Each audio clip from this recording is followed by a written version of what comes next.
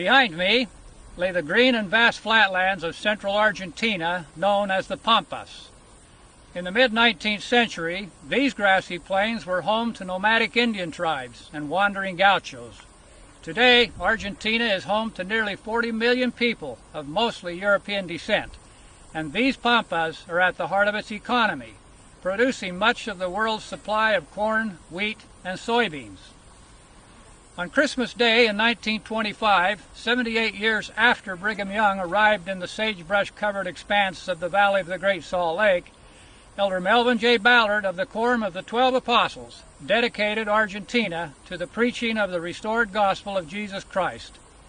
Today there are 2 temples and nearly 350,000 members of the church living in Argentina. The early saints who suffered and sacrificed so much as they toiled towards Zion probably knew very little about South America and certainly little to nothing about these Pampas.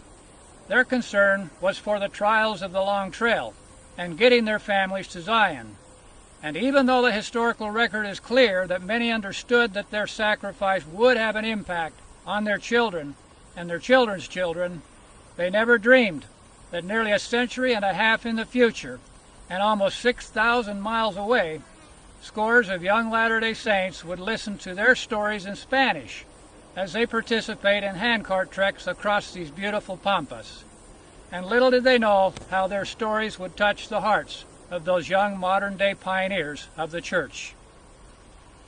Many of those young Latter-day Saints have commented to us about how their hearts have been touched by this special spirit that is felt during the trek. They have affectionately referred to this feeling as the magic of the trek. We tell them that this magic they refer to is called the spirit of the trek in our country, and it is simply the spirit of those mighty pioneer men and women of faith that reaches out through their stories to touch the hearts of Latter-day Saints and even non-members of the church in any part of the world. Without a doubt, something very special happens when you mix young Latter-day Saints and handcarts together, and then include the stories of faith and sacrifice of those early handcart pioneers. It is almost magical. Sister Flinders and I are grateful to have had a hand in helping to mix these 3 things together and seeing how it blesses not just the youth, but the whole stake they represent. We have seen this time and time again, and can bear witness that the trek is an inspired activity.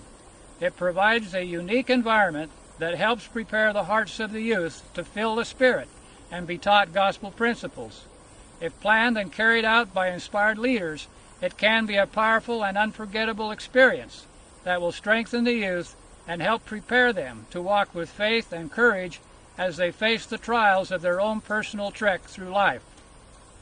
The short video you're about to see will introduce you to some of the youth who have done handcart treks across these Pampas and give you an idea of what they have experienced. I am Elder Flinders in Córdoba, Argentina.